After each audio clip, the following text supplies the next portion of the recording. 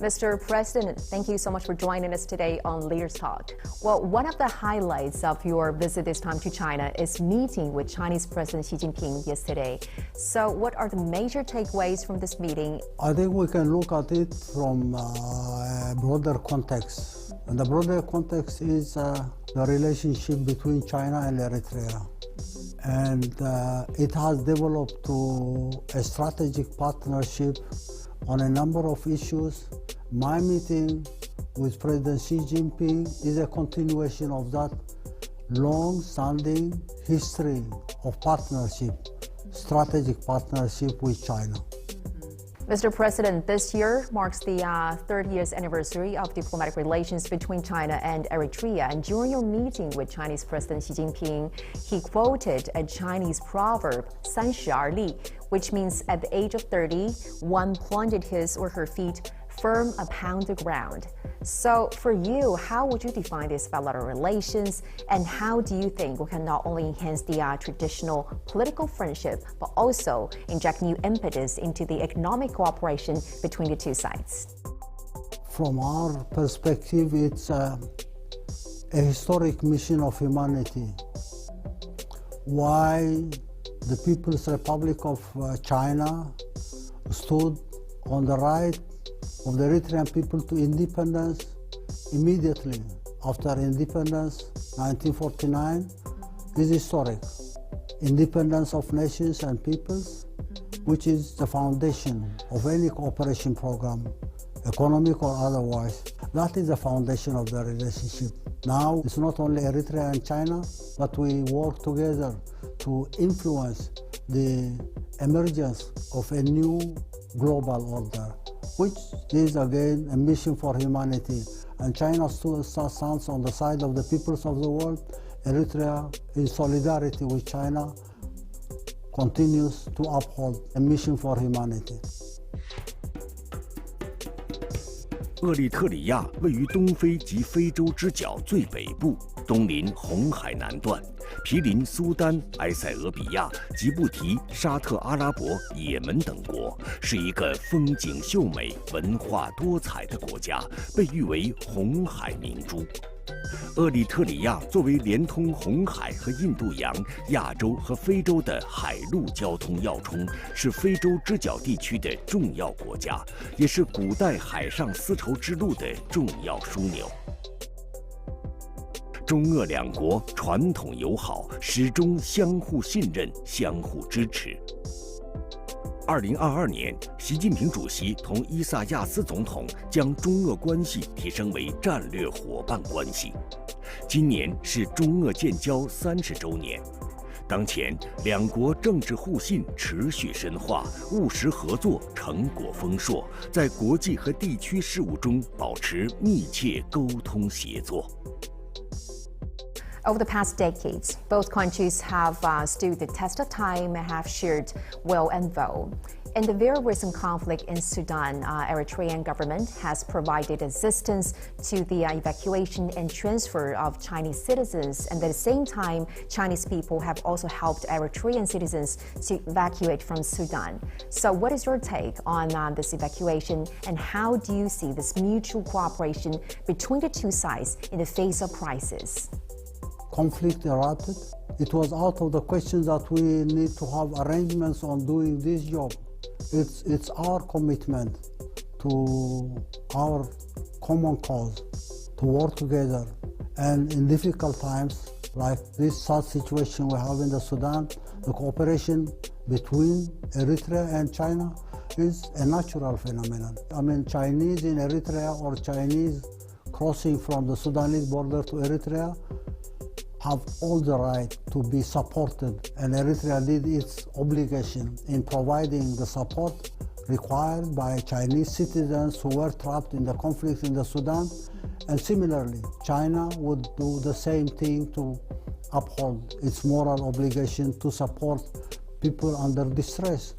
Conflict situations definitely require a moral commitment of everybody, humanitarily support citizens of one or another nation held or trapped in a situation like the one we have in the Sudan, which is very sad again. Mr. President, in a very recent televised speech, you have announced the opening of the Eritrean border to refugees who are fleeing from Sudan during this conflict. What is the rationale behind such a decision? This is a humanitarian case. This is a humanitarian situation. You don't need to be obliged. You need to be reminded by anybody to provide any support that is required of you, and no visas, no permissions. Anyone willing to cross the border to Eritrea can freely or safely imagine that everything is open for the travel, saving human lives, saving people from a situation like the one in the Sudan. Mr. President, let's get back to this profound relationship between China and Eritrea, because over the past years we have saw so many memorable testaments of this solid foundation between the two countries. I remember in 2008 during the Wenchuan earthquake. At that time, I was very young, but I remember vividly, at that time, both you, Mr. President, and also your people has made donations to the people in the earthquake, and also have expressed your willingness to help to tide over these difficulties together with the Chinese people. How do you see this mutual support, mutual assistance between the people of both countries? It's simply a convergence of values, value systems of communities, nations, peoples are what bring people together. We would like to see humanity move towards fair and justice, for a situation of justice. These values are what bring people together. It's not only China and Eritrea, but people everywhere in the world. Latin America, Asia, Europe, the Americas. We need a new world order. What China has achieved, not only domestically but globally, makes a lot of sense to many people across the world. And we need to work in solidarity to make more contributions for the future of humanity. We are not in the Stone Age. We are not in the Middle Age. We are moving ahead towards a new century, a new era for humanity. And complementarity and cooperation is the name of the game. No one nation, no one people will survive without complementarity and without solidarity. What China has done, what China has contributed to the global transformation is based on this concept of solidarity. Mr. President, those voices who are now seeing China's rise as a threat, not as an opportunity, how do you see those moves to contain China? In history and say, the imbalances globally, conflicts here and there, world wars, and continuous confrontations have been the philosophies of many minorities who have tried to dominate. It's hegemonistic, it's dominating as an attitude to suppress peoples and nations and finally control or dominate global economy. It's been a misguided policy. It's a misconception of realities. It's misunderstanding of history. Now we see the future is very bright. The future is very bright because of Chinese achievement. China has proven to everybody in the world, the marginalized and those who entertain the ideas of domination, this is no more the rule of the game. People of the world will have to cooperate. The new world order is an order of cooperation, complementarity, and working together. It's not a world order for domination or hegemony. Well, during the meeting yesterday, President Xi has said that Africa is a very promising land. And he also emphasized that given the current circumstances, it is more imperative than ever for China and Africa to enhance solidarity as well as cooperation.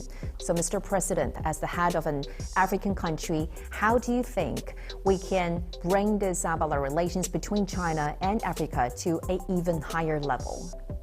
That's one critical challenge we see today.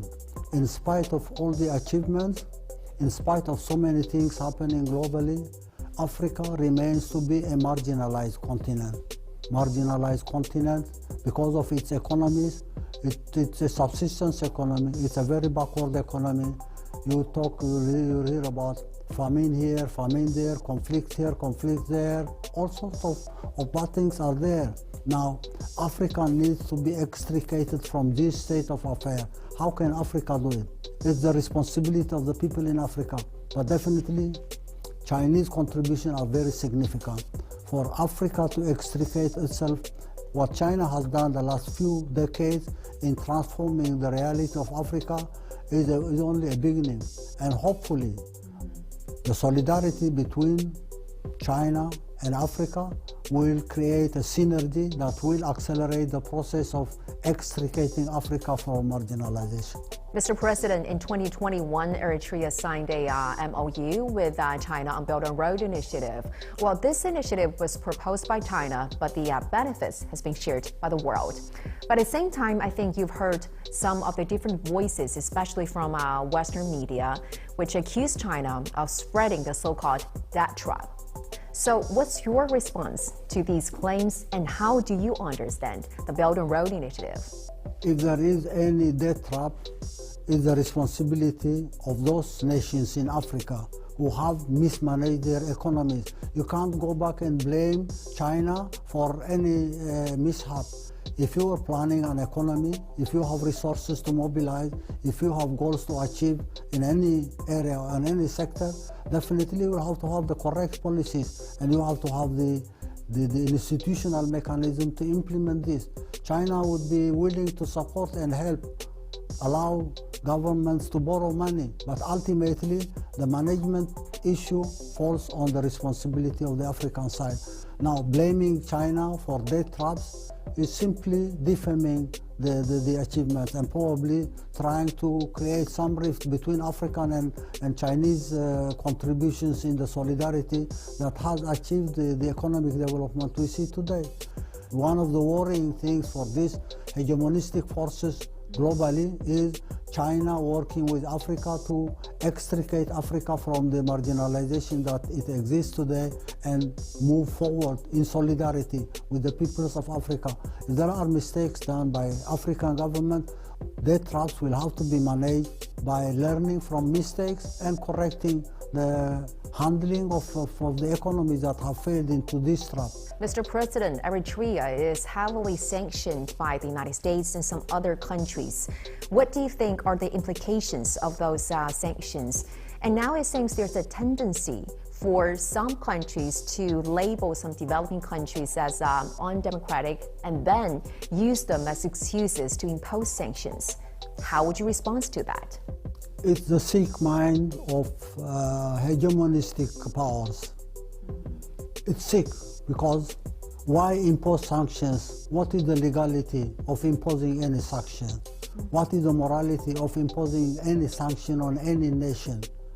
It's a big question mark. It's not only sanctioning Eritrea, but sanctioning all those who uphold their independence and sovereignty. If they don't like you, they will impose sanctions. They will try to cripple your economies. They will try to incite conflict. They will try to destabilize and interfere.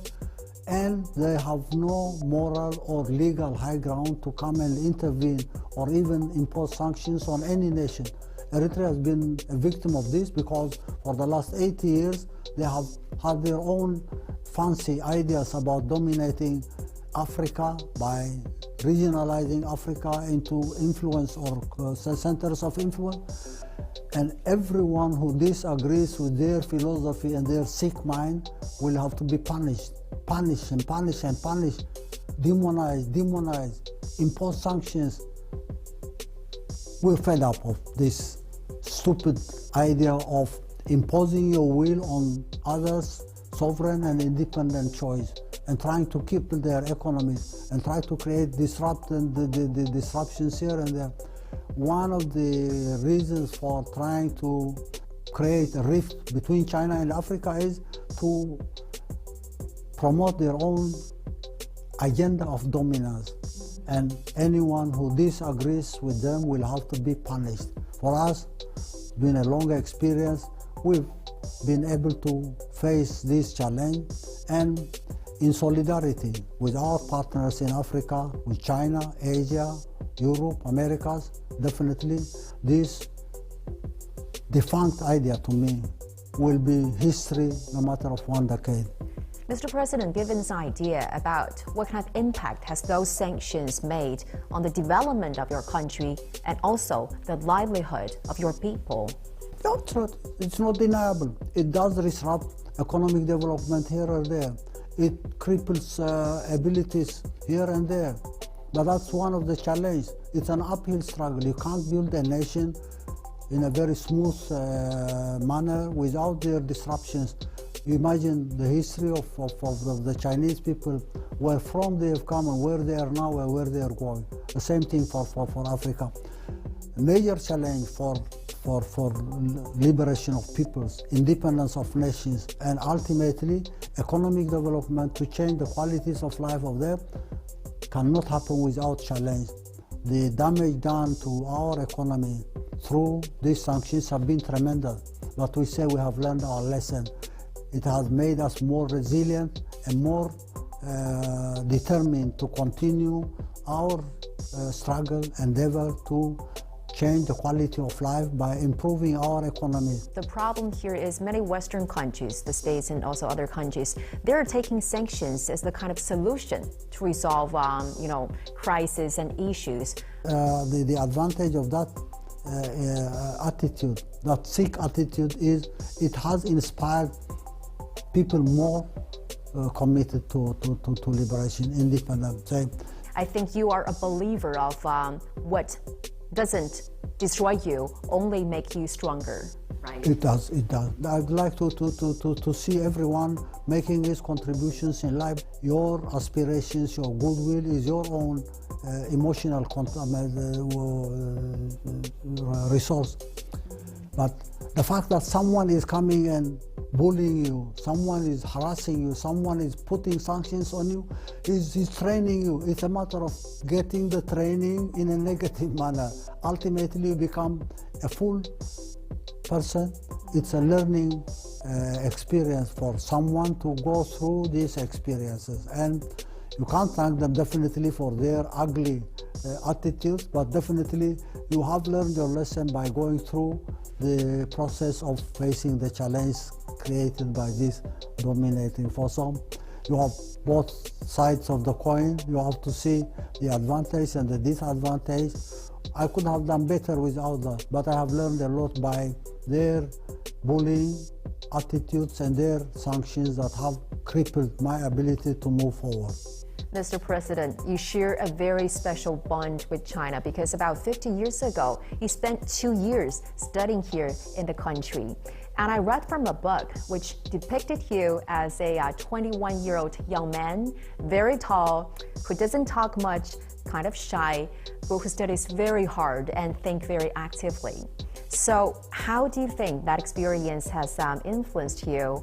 And is there any interesting or impressive stories that you can share with us? It was a moment where a young man of 20 could have learned so many things in a very short period of time. And that has shaped lives. My life, the lives of the colleagues who were with me. It was the foundation of the relationship. Mr. President, you just said you learned a lot from here. What would be the biggest lesson that you learned from here that still have an impact when governing your country today? It's a commitment to the people now. You can go and listen to President Xi Jinping, listen to Chinese leaders here and there. It's their commitment to their people. They have committed their lives to change the quality of life of their people. And the achievement they have done has been tremendous. You see, that commitment is what has made China happen in a manner. Because the commitment of the people, the leadership level, the commitment of the Communist Party to change the quality of life here, the awareness of the Chinese people to change their reality to where they are now is a model for success everywhere. Africa, Asia, Latin America, Europe, America. So it's really the outcome, the value system that was there, that motivated young people and many everywhere in the world, is what values my presence here in China. Well, speaking of the motivation of young people, Mr. President, we heard that you once took not only your own kids, but also many teenagers in Eritrea to visit events at the Chinese embassy in Eritrea. So why is that? And especially, why do you think it is important for young people to gain an understanding and knowledge of China at an early age? If you have a value system, if this value system is appreciated for the goals that will have to be achieved for the sake of humanity, how do you cultivate? Early age is the secret. I call it the motor for the survival and the movement of nations. Educate every young person to commit himself to the quality of life or the quality of life of the people. Commitment to those values is critical to any developmental issue that may arise when a young man or a young woman in one nation grow up with that motivation. Motivation is very critical. How do you see the path of China's modernization? The achievement in China have proven that the modernization and industrialization of China has been the secret of what we see today happen. What that sends as a message, it's a model for other continents and other peoples to see to China as a model. How has China achieved this? This underdeveloped country, this country that was considered to be backward by all standards in the era after the Second World War. Now go back and see what has happened. Why has this modernization and industrialization of China transformed lives? Why is China now engaged in even transforming the global order? It's inspiring to see the achievements of China. It's inspiring particularly for the people in Africa. They can learn a lot from this experience. Well, apart from the cooperation in sectors including agriculture, infrastructure, mineral mining, etc., the cooperation in cultural and people-to-people exchanges are also gaining momentum between the two countries. And that's exciting to you as well, right, Mr. President?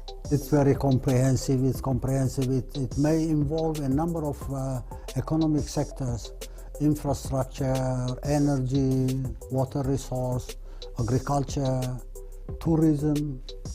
Sectors, industries will have to be developed. But again, the solidarity will have to include the soft power. Aspect, the soft power. The soft power exactly. is for the cultural media exchange. cooperation. The cultural exchange is very critical. Now, it's not only a matter of solidarity, working together on economic sectors, developmental programs here and there, but the cultural exchange of peoples everywhere is very critical. You share and appreciate values. Sharing and appreciating values gives you more strength. It multiplies your capability of doing things. You have to communicate. You have to tell each other stories. You have to find and share values. Speaking of culture, Mr. President, you have a very in-depth and comprehensive knowledge of Chinese culture and history. So is there some special you would like to share with us? I modestly say I know very little, even though I am eager to know more about this culture, and there is no end, there is no limit to what you can learn from this culture. It's the achievement of generations of thousands of years. Have you been to the Great Wall of China? Go and see that achievement. Go and see every stone, every piece of stone, image carved on stone. Go and see the achievements of Chinese art. Go and see the achievements of Chinese history and culture. So there are so many things to learn from the Chinese history, from Chinese civilization, and modern achievements of China. Mr. President, you first came to China when you were very young, in your 20s, and then afterwards you have also visited China a couple of times, and now this time again. So what are some of the major changes that you have witnessed with your own eyes? My yardstick is see even from very far away, following the developments in China. I've been here last probably 2005, Right. almost 18 years now. 2005, I've seen with my own eyes so many things. Now I come back and see the same thing, dramatic. It's beyond my own expectations. The ultimate benefit is its inspiring message. that gives you more confidence, more commitment to what you have to do. And I say thank you for your achievements. We have learned a lot. We can see the future from here. Can you share with us some details? For instance, some of the changes that you have witnessed, as you mentioned, with your own eyes, that you think are particularly inspiring to you when you governing your country? I can talk about that for hours. Maybe just one? Go and see the infrastructural achievement, the achievements in technology. Go and see a number of other sensitive areas. You have Huawei, for example, okay? Huawei is an industry. Huawei has made tremendous achievements in the electronics industry. The LCD watches were not here in China when I was here 50 years ago. Now I can see Huawei is providing global markets with the latest technologies in electronics. We expect more to happen in the future, so that's why I say it's a very long story. It will take so many hours for me to talk about these detailed achievements here in China. Well, Eritrea is known as the Pearl of the Red Sea, but due to this geographical distance, some Chinese people may not be very familiar with this country. So, Mr. President, how would you present Eritrea to our Chinese viewers here who are interested to visit there in the near future? I've always adopted an attitude. I say, come and see. I wish Chinese people will come and see, not only Eritrea, but visit Africa. So it's part of the cultural exchange, it's part of the exchange of humanity.